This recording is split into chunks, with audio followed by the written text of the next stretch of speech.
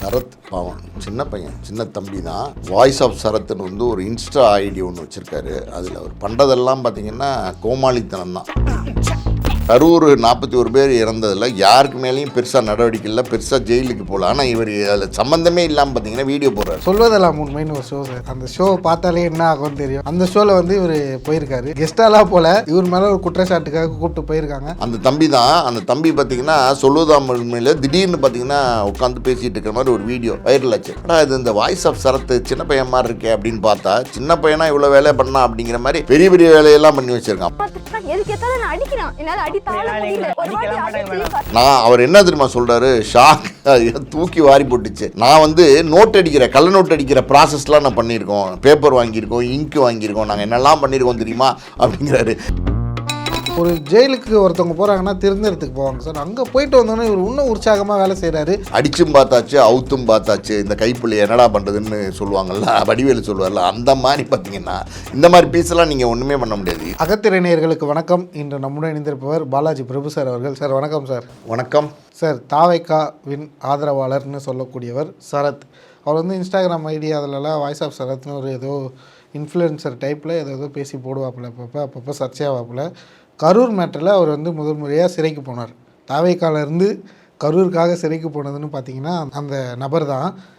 அவர் பார்த்தீங்கன்னா இப்போ அவரோட பின்புலங்கள்லாம் ஒரு 2-3 நாளைக்கு முன்னாடி சில ஆடியோக்கள் வந்துச்சு, சில பிரச்சனைகள்லாம் வந்துச்சு.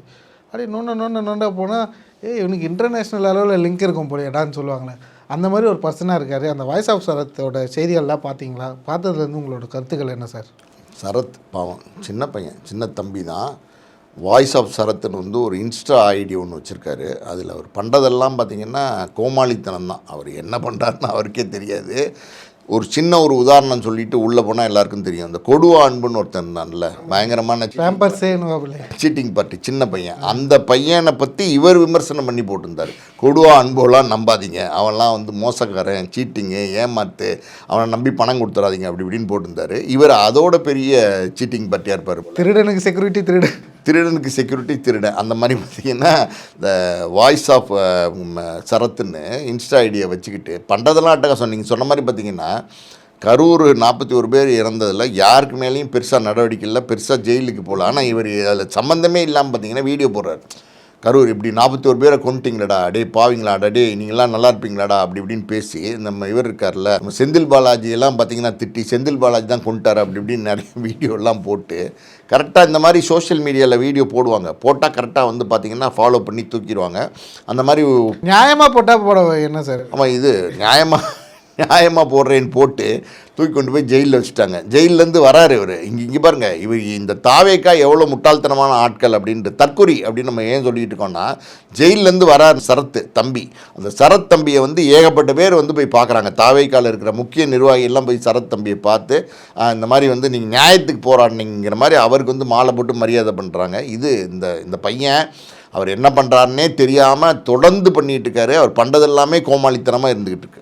அதுதான் சார். எல்லோரும் என்ன கேட்குறாங்கன்னா, இவர் மட்டும் தான் பண்ணுறாரா, மாற்று கட்சியிலலாம் பண்ணலையா, அந்த மாதிரி தான் இவரும் அப்படின்னு கேட்குறாங்க சார். அதுக்கு என்ன பதில்? மாற்று கட்சியிலையா பண்ணலையானா எல்லா கட்சியிலையும் ஊழல் இருக்குது, எல்லா கட்சியிலையும் இந்த மாதிரி 1-2 ஃப்ராடுங்க இருக்க தான் செய்கிறாங்க. நீங்கள் மாற்று கட்சி நான் மற்ற கட்சிக்கு மாற்றுன்னு சொல்கிறீங்களே, இப்போ உங்கள் மாற்றுன்னு சொல்கிற உங்கள் கட்சியிலேருந்து ஒரு இந்த மாதிரி தவறு செய்கிறார் அப்படின்னா இப்போ அந்த பையன் பொறுப்பில் இருக்காரா அப்படின்றது நமக்கு தெரில. ஒருவேளை இந்த மாதிரி நிறைய சர்ச்சைகள்லாம் தொடர்ந்து வந்துகிட்டே இருக்குது. பொறுப்பில் இருந்தால் அந்த பையனை பொறுப்புலேருந்து நீக்கணும், இல்லை வந்து பொறுப்புலேருந்து நீக்கலைன்னா இந்த பையனுக்கும் தாவேக்காக்கும் சம்மந்தமே கிடையாது அப்படின்னு சொல்லி ஒரு அறிக்கையாவது கொடுக்கணும். அந்த பையன் தாவேக்கா அப்படின்னு தன்னை சொல்லிக்கிட்டு இந்த வேலையெல்லாம் பண்ணிகிட்டு இருக்கான், தொடர்ந்து பண்ணிகிட்டு இருக்கான். ஆனால் எதுவுமே அவங்க பண்ண மாட்டேங்கிறாங்க. மாற்று தான், அந்த மாற்றுக்க சக்தியாக தான் நீங்கள் இருக்கிறீங்கன்னா அந்த மாற்று சக்தியாக இருக்கிறோங்கிறத நிரூபிக்கணும். அதை அவங்க செய்கிறதே கிடையாது. எந்த காலத்துலேயுமே பார்த்தீங்கன்னா அவங்க அதை கண்டுக்கிறது கூட கிடையாது. சரிங்க சார். இந்த வரிசையில் நீங்கள் சொன்ன அந்த வாய்ஸ் ஆஃப் சரத்துபடி அவரோட பின்புலம் ஒரு நாளைக்கும் ஒன்று வந்து போட்டுக்கிட்டு இருக்காங்க சார். அப்படின்னு பார்த்தா சொல்வதெல்லாம் உண்மைன்னு ஒரு ஷோ சார். அந்த ஷோ பார்த்தாலே என்ன ஆகும்னு தெரியும். அந்த ஷோவில் வந்து இவர் போயிருக்காரு, கெஸ்டாலாம் போல் இவர் மேலே ஒரு குற்றச்சாட்டுக்காக கூப்பிட்டு போயிருக்காங்க.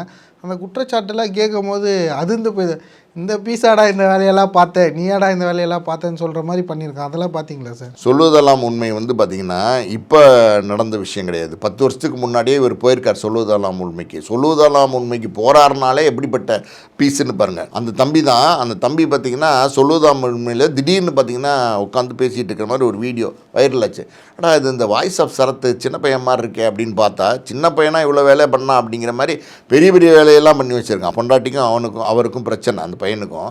2 பேரும் வந்து சொல்வதெல்லாம் உண்மையில் என்ன பேசுவாங்க, புருஷன் பொண்டாட்டி சண்டை தான் பேசுவாங்க, அடிதடி தான் சண்டை பேசுவாங்க. அந்த மாதிரி பார்த்தீங்கன்னா அந்த பொண்ணு அவருடைய மனைவிக்கு வயிற்றுலையெல்லாம் வந்து சூடு போட்டிருக்கு. வயிற்றுல என்ன யார் சூடு போட்டான்னு கேட்குறாங்க லட்சுமி ராமகிருஷ்ணன். அந்த பொண்ணு சொல்லுது அவர் தான் சுட்டுட்டாரு அப்படின்னா. என்னம்மா நீ சாதாரணமாக சொல்லிக்கிட்டு இருக்க? நிகழ்ச்சிக்காக சூடுன்னு சொன்னீங்க சார். ஆனால் அதில் உண்மையிலே அந்த பொண்ணு என்ன சொல்லனா, இந்த மாதிரி பெட்ரோல் ஊற்றிட்டாரு, கெரோசின் ஊற்றிட்டாரு, கொளுத்திட்டாரு. அசால்ட்டாக ஏதோ பேப்பர் கொளுத்திட்ட மாதிரி வயிற்ற கொளுத்திட்டாருன்னு சொல்கிறீங்க. வயிற்ற கொளுத்திட்டாருன்னா வயிற்ற கொளுத்துறதுங்கிறது எவ்வளோ பெரிய விஷயம். அதான் அவங்க சொல்கிறாங்க லட்சுமி ராமகிருஷ்ணன். என்னம்மா இது கொலை கேஸுமா, இது நீ என்ன சாதாரணமாக சொல்லிகிட்டு இருக்க அப்படிங்கிறாங்க. அவர் அது பண்ணதை பற்றியே அவர் குற்றம் ஒன்றுமே கிடையாது. ப்ரோக்ராமில் ஃப்ளோவில் பார்த்தீங்கன்னா பேசிகிட்டே இருக்கும்போது அவர் என்ன தெரியுமா சொல்கிறாரு, ஷாக் தூக்கி வாரி போட்டுச்சு. நான் வந்து நோட் அடிக்கிற கள்ள நோட் அடிக்கிற ப்ராசஸ்லாம் நான் பண்ணியிருக்கோம், பேப்பர் வாங்கியிருக்கோம், இங்கு வாங்கியிருக்கோம், நாங்கள் என்னெல்லாம் பண்ணியிருக்கோம் தெரியுமா அப்படிங்கிறாரு. இது வந்து எப்படின்னா பயங்கர அஃபென்ஸு. இந்தியாவில் வந்து இந்த கள்ள நோட்டு அடிச்சிங்கன்னு தெரிஞ்சாலே அவ்வளோதான், நம்ம காலத்துக்கும் ஜெயிலில் இருக்க வேண்டியதான். இவ்வளோ பெரிய அஃபென்ஸை வந்து சாதாரணமாக ஒரு டிவி சேனலில், சேட்டலைட் சேனலில் நான் என்னெல்லாம் பண்ணியிருக்கேன் தெரியுமா, நான் யார் தெரியுமா, நான் எப்படிப்பட்ட ஆள் தெரியுமான்னு கெத்து காட்டி பேசுகிறாருன்னா அப்புறம் எவ்வளோ தற்கொலைன்னு பாருங்கள். அதான் சார் அந்த நிகழ்ச்சியில் சொல்கிறாரு, இல்லை மேடம் என் பார்ட்னர் தான் A4 ஷீட் வாங்கிட்டு வந்து கொடுத்தான், இல்லைனா நல்ல ஷீட்டு கொடுத்துருந்தா ப்ராசஸ் தப்பாக இருக்காதுன்னு சொல்கிறாரு. ஒரு கள்ள நோட்டு அடித்ததை ஒரு சாதாரணமாக டிவி ஷோவில் சொல்கிறாரு. ஆனால் இங்கே பார்த்தீங்கன்னா தாவேக்கா துண்டெல்லாம் போட்டுட்டு தாவேக்காக எல்லாத்துக்காகவும் பேசுகிறாரு, வீடியோ போடுறாரு. சும்மா இன்ஸ்டாகிராமில் வந்த வீடியோலாம் ஏன்டா ஏதாவது நியூஸ் சேனலில் போல் நியூஸ் சேனல்களை பற்றி கேட்குறாரு. ஒரு ஜெயிலுக்கு ஒருத்தவங்க போகிறாங்கன்னா திருந்தறதுக்கு போவாங்க சார். அங்கே போயிட்டு வந்தோன்னே இவர் இன்னும் உற்சாகமாக வேலை செய்கிறாரு. அதுக்கு வந்து நம்ம பின்னாடி தாவேக்கா இருக்குன்ற அந்த சப்போர்ட்டுக்காக அவர் வேலை செய்கிறாரா? இல்லை, இந்த மாதிரி பீஸுங்கள்லாம் நீங்கள் என்ன தான் பண்ணாலும் ஒன்றும் பண்ண முடியாது. சொல்லுவாங்கள்ல, அதாவது அடிச்சும் பார்த்தாச்சு அவுத்தும் பார்த்தாச்சு, இந்த கைப்புள்ளி என்னடா பண்ணுறதுன்னு சொல்லுவாங்கள்ல, வடிவேலு சொல்லுவார்ல, அந்த மாதிரி பார்த்தீங்கன்னா இந்த மாதிரி பீஸெல்லாம் நீங்கள் ஒன்றுமே பண்ண முடியாது. இதெல்லாம் எப்படின்னா திருந்தாத பீஸுங்க. நீங்கள் என்ன தான் தலையில் தட்டிடே தப்புடா அப்படின்னா தப்பு தான் அப்படின்னு சொல்லி திருப்பி அதே தான் செய்வாங்க. தப்புடா டே இதெல்லாம் பண்ணக்கூடாதுடா, ஆமாம் தப்பு தான், நான் பண்ண மாட்டேன், பண்ணக்கூடாது தான், ஆனால் அப்படின்னா திரும்பி பண்ணுவாங்க அதே தான். அந்த மாதிரி ஒரு பீஸ் தான் இது. சமீபத்தில் ஒரு ஆடியோ வந்து வைரல் ஆகிட்டு இருக்கு பார்த்தீங்களா. அந்த ஆடியோவில் அவரும் ஒரு ஃப்ரெண்டும் பேசுகிறாங்க. என்ன பேசுகிறாங்க அப்படின்னா, இவர் சொல்கிறாரு, அதாவது வந்து ஒரு மைனர் பொண்ணுகிட்ட நான் பேசினேன்டா, இந்த மாதிரி விஜய் அண்ணாவோட ஃபோட்டோ எடுக்கிறதுக்கு ஓகேவா கூட்டு போகிறேன், எல்லாம் ஓகேவான்னு கேட்டேன். அது எல்லாம் ஓகே விஜய் அண்ணாவோட ஃபோட்டோ எடுக்கிறதா இருந்தால் எதாக இருந்தாலும் ஓகே அப்படின்னு சொல்லிச்சுரா அப்படின்னு சொல்லி ஒரு ஃப்ரெண்டுக்கிட்ட பேசுகிற மாதிரி ஒரு ஆடியோ வைரலாகி லீக் ஆச்சு. அது வந்து பார்த்தீங்கன்னா இந்த சரத் தான் அப்படிங்கிறாங்க. இந்த சரத்து தான் அந்த ஆடியோ பேசினாரா அப்படின்னு தெரியல.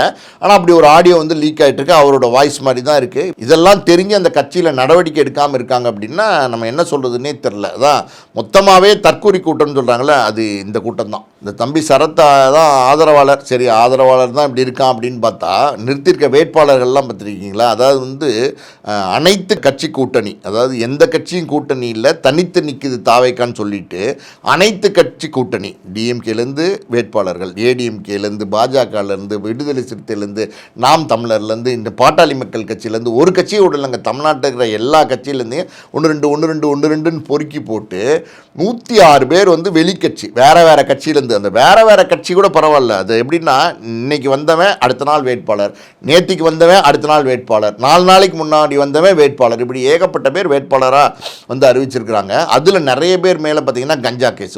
ஒரு வேட்பாளர் மேலே 10 நாளைக்கு முன்னாடி தான் பார்த்தீங்கன்னா கஞ்சா வழக்குலேருந்து ஜாமீனில் வந்திருக்காரு, அவரை கூட்டு வந்து வேட்பாளராக கொடுத்துருக்குறாங்க.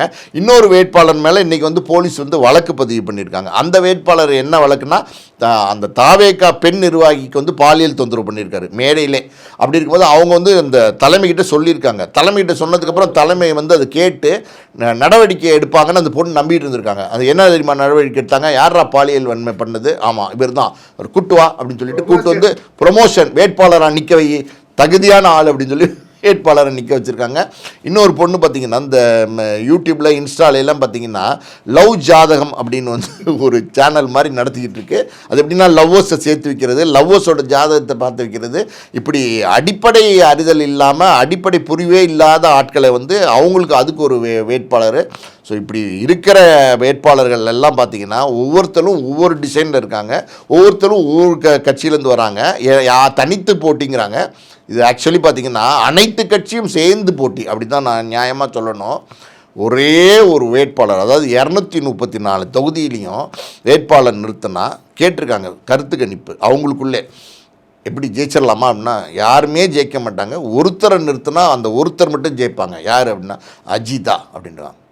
அஜிதாவை நிறுத்தினா அஜிதா கண்டிப்பாக நிற்பாங்க. கிரவுண்ட் ஒர்க்கு பக்காவாக பண்ணி ப்ரிப்பேர்டாக பிளான்டாக இருக்காங்க அப்படின்னு சொல்லியிருக்காங்க. அப்படியா, அப்போ வந்து ஒரு ஐயங்கார் பையனை கூட்டுவா அப்படின்ட்டுருக்காங்க. யார் அப்படின்னா என் பையன், என் ஃப்ரெண்டே இருக்கான் ஸ்ரீநாத் அப்படின்னு சொல்லி எங்கள் தூத்துக்குடியில் கொண்டு போய் ஐயங்கார் பையனை வந்து வேட்பாளராக நிறுத்துகிறாங்க. அஜிதாவை பழி வாங்கணும். அதுக்காண்டி பார்த்தீங்கன்னா அங்கே இருக்கிற வேறு தாவேக்கால இருக்கிற ஒரு நல்ல வேட்பாளரை போடலாம்ல, இந்த பையனை கூப்பிட்டு போய் அங்கே வந்து நிற்க இப்போ குழப்பமாக தான் போயிட்டு இருக்கு. குழப்பம் இல்லை. இப்போ அஜிதாவை பழி வாங்கினது மட்டும் இல்லாமல் 35 வருஷமாக கூட இருந்த நண்பனையும் பழி வாங்கிட்டார். இப்போ என்னென்னா ஸ்ரீநாத் யார், அவன்லாம் ஒரு அரசியல் ஆளுமையா, அரசியலில் என்ன தெரியும், நீட்டுக்கு குரல் கொடுத்தாரா, அப்படி இப்படின்னு கண்ணாப்புனான்னு அவரை விமர்சனம் பண்ணிக்கிட்டு இருக்காங்க. இதெல்லாம் எப்படின்னா எல்லாமே குழப்பங்க, எல்லாம் குழப்பம். பிரச்சாரத்துக்கு வந்ததெல்லாம் குழப்பம். 4 தொகுதிக்கு பர்மிஷன் கொடுத்துருந்தாங்க, 2 தொகுதியோடு ஓடி போயிட்டார். அங்கே போய் ஏறி திருப்பி தேஞ்ச ரெக்கார்டுன்னு சொல்லுவாங்கள்ல, அந்த மாதிரி தேஞ்ச ரெக்கார்டு. நெஞ்சில் குடியிருக்கும் அப்படின்னு சொல்லி பெரம்பூர் மக்கள் என்ட்டார் டக்குன்னு. ஏன்னா பெரம்பூர் மக்களோட ஓட்டு மட்டும்தான் அங்கே வேணும், தமிழ்நாட்டு மக்கள்னு சொல்லணும்ல. நெஞ்சில் குடியிருக்கும் நண்பா நண்பிலாம் கிடையாது, பெரம்பூர் குடியிருக்காரு. ரெண்டாவது பார்த்தீங்கன்னா அம்மா கிட்ட வந்து ஒரு நல்ல விஷயம் ஆசீர்வாதம் வாங்கணும்ல, ஒரு நல்ல விஷயம் பண்ணுறதுனா அப்போ தானே பிரைட்டாக இருக்கும் அப்படிங்கிறார். அப்போனா வந்து பெரம்பூரில் போய் இது பேசுகிறாரு, அவங்க அம்மா சோபா அம்மா பெரம்பூர்லையா இருக்காங்க, எனக்கு தெரில. நியாயமாக பார்த்தா வந்து பார்த்தீங்கன்னா அவங்க அம்மா அப்பாட்ட போய் ஆசீர்வாதம் வாங்கினா நேராக போய் ஆசீர்வாதம் வாங்கி வேட்பாளர்கள் எல்லாமே அதை பண்ணாங்க. காணொலி வழியாகவும் நம்ம பார்த்தோம் சார். எங்கள் சீமான் அம்மாவையும் மனைவியும் கூட்டிகிட்டு போய் வந்து ஆசீர்வாதம் வாங்கி வேட்புமனு தாக்கல் பண்ணி பிரச்சாரத்துக்கு போகிறாருங்க. அவரும் தனித்து தான் போட்டிடுறாரு. 234 வேட்பாளர் அவரும் தான் அனௌன்ஸ் பண்ணியிருக்காரு.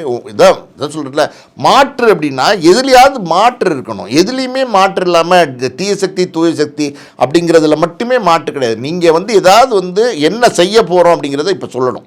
இப்போ தான் சொல்கிறதுக்கான தருணம், இப்போ சொல்கிறதுக்கான நேரம். அதை விட்டுட்டு நீங்கள் 4 மணிக்கெலாம் பார்த்தீங்கன்னா 2 தொகுதியை முடிச்சுட்டு இப்போ கேரவன்லேருந்து காருக்கு ஷிஃப்ட் ஆகி கார்லேருந்து நேராக வந்து பனையூருக்கு போயாச்சு.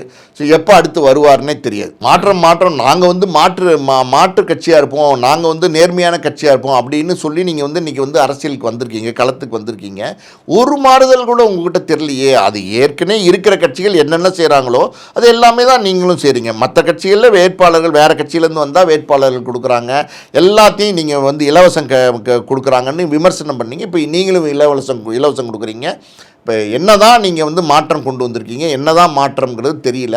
தாவேக்கா அப்படிங்கிற ஒரு கட்சி இன்றைக்கி வந்து முதல் தடவையாக எலெக்ஷன் சந்திக்கிறாங்க. ஆனால் எனக்கு தெரிஞ்சு என்னுடைய கணிப்பு விஜயே வந்து தோற்று போகிறதுக்கான வாய்ப்பு தான் அதிகம் இருக்குது. ஸோ மாற்றம் அப்படின்னு சொல்கிற அந்த கட்சியில் எந்த மாற்றமும் இல்லைங்கிறது தான் மாற்றம். ஓகே சார், பொறுத்து இருந்து பார்ப்போம். நேரம் கொடுத்து பதில் இருக்கிறதுக்கு நன்றி சார். நன்றி.